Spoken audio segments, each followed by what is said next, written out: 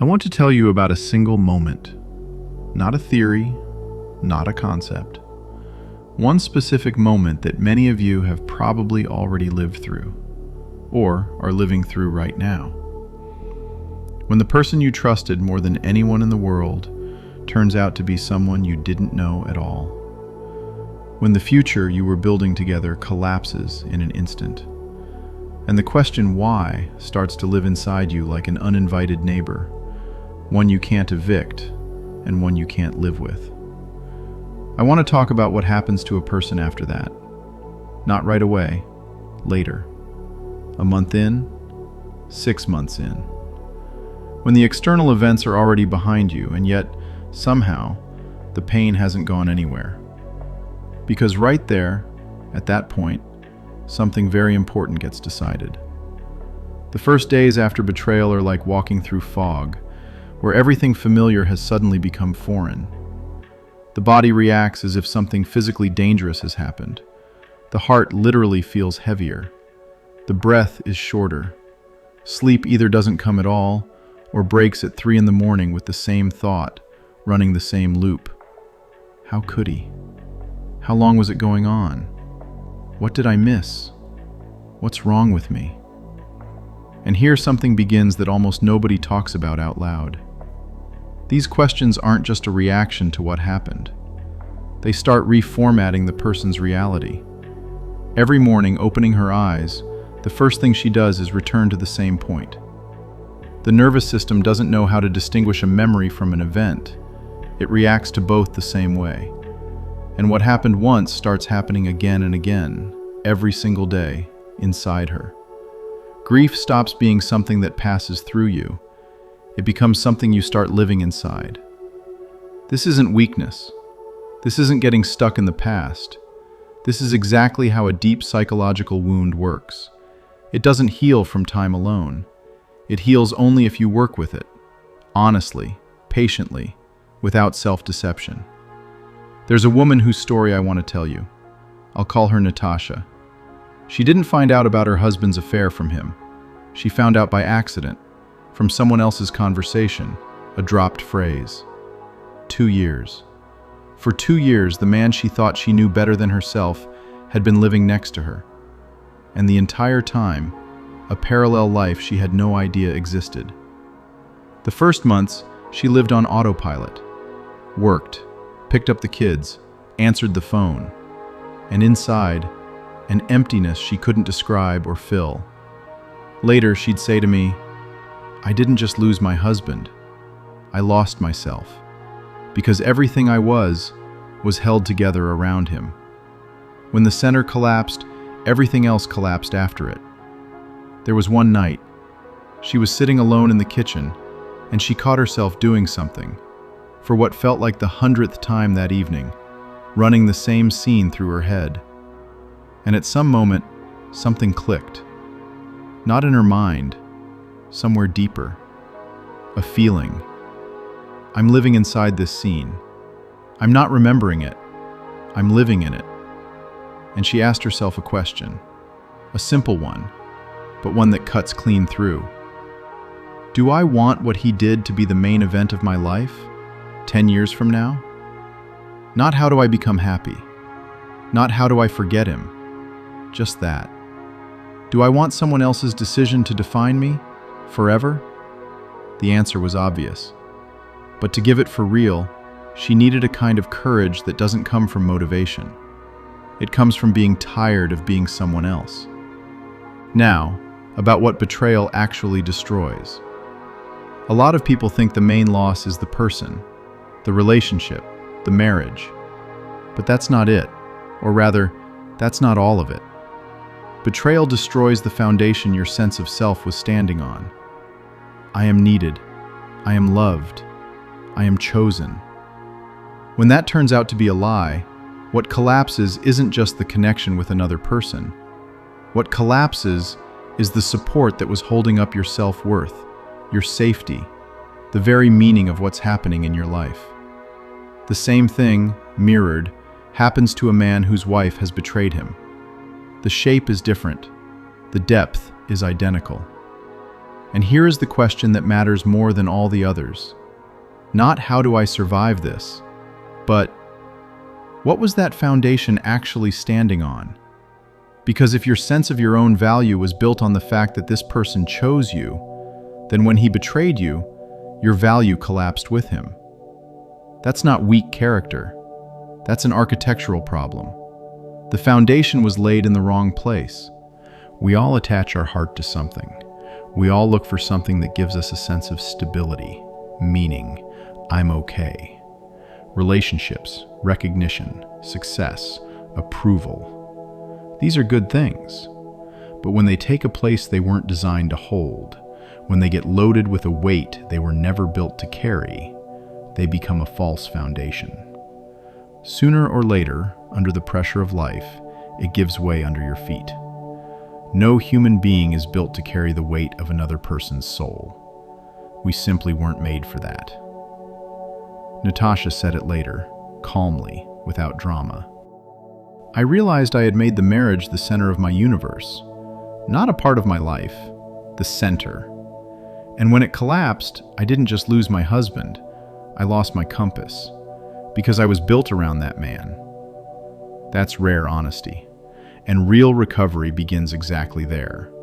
Not with reinventing yourself, not with visualizing the new version of you, but with a sober, sometimes painful look at what your life was actually standing on and a decision to build it differently, on something that won't collapse under the next blow. A short pause. If this conversation is reaching you, leave a like, please. It really does help. Thank you. Healing begins with honesty. But honesty alone isn't enough, because there's something a person in that kind of pain almost cannot do on her own. And that thing is to let go. Really let go. Not pretend, not talk herself into it. Actually let go. Most people confuse forgiveness with excusing. They say, if I forgive him, that means I'm saying what he did was okay. No, forgiveness doesn't say the betrayal was okay. It says something else. I'm choosing not to build my life around this. That distinction matters. Natasha said it this way. I didn't forgive him because I became strong. I forgave him because I realized my hatred for him was the last chain still connecting me to him. Everything else was already gone. Only that chain was left.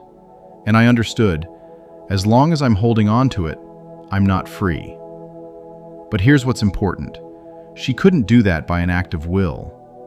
You can say the words of forgiveness and feel nothing, because the heart doesn't take orders from the mind. She came to it through something else. Through a moment when she stopped pretending she was managing. When she let herself say out loud, I can't do this.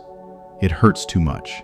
I don't know how. And in that honest weakness, something started to shift. Not right away, but it started. I'm convinced there's something bigger than our will and our capacity. Call it what you want, the design, the creator, a force that doesn't fit into our categories. But it's exactly into that point of honest helplessness that what we cannot produce ourselves arrives. Forgiveness isn't produced, it's received. When we stop pretending we can do everything on our own. Now about what the way out actually looks like, in reality, not in inspiring words. It doesn't look like an uplifting climb. It looks like a series of small, often invisible decisions, every day. About where to direct your attention, which thought to stop, and which to let unfold. How to talk to yourself at 3 a.m, with cruelty or with dignity. Natasha started with one rule. Don't run that scene through more than once a day. It sounds strange, but that's what gave her the first sense that she wasn't completely at the mercy of what had happened. That she had at least some choice, in a place where it felt like there was none. Then she started rebuilding things she'd been putting off for years, not for the sake of a new lifestyle, just because it gave her back the feeling, I exist as more than the betrayed wife. I am a separate person, with a voice, with things that matter to me, with a life that belongs to me. She let herself accept help. That was harder than it sounds. A lot of people in pain close themselves off. They think that's strength, But isolation doesn't protect you. It just makes the pain louder, because there's no one to dilute it with. And gradually, slowly, not in a straight line, with setbacks nobody saw, something started moving. Not because she reinvented herself, but because she stopped building her life around someone else's betrayal and started building it around something solid, around who she wanted to be, not in someone's eyes, but in front of her own conscience. There's a moment she described as a strange kind of quiet. One morning she woke up, and the first thought wasn't about him. She just lay there, heard rain outside the window, looked at the ceiling, and suddenly noticed, I'm thinking about the rain. Not about that scene, about the rain. That wasn't victory. That was the beginning. Because healing isn't the moment when the pain disappears. Healing is the moment when the pain stops being the center. When it moves off the front of the stage, and next to it, there's room for something else. For the morning, for the rain, for a future. I want to speak directly now to whoever is listening and feels something inside responding. If you've lived through betrayal, or you're living through it right now, I'm going to say a few things to you. Not pretty things, real things. First, what happened to you isn't because you deserved it. Someone else's choice belongs to the person who made it. The responsibility for the lie belongs to the one who lied. Second, the pain is real. You don't need to rush it. You don't need to pretend you're fine when you're not. Grief needs time, and that isn't weakness. Third, but there's a difference between grief and permanently living inside the pain. You can feel the line. It's when pain stops being something passing through you and becomes the thing your whole life is being built around. At that moment, you have to make a choice. Not because it should be over by now, but because you weren't made to live inside someone else's lie forever. Fourth, you won't go back to who you were before. That person was built partly around this relationship. The relationship collapsed, and that version of you collapsed with it. But that's not the end.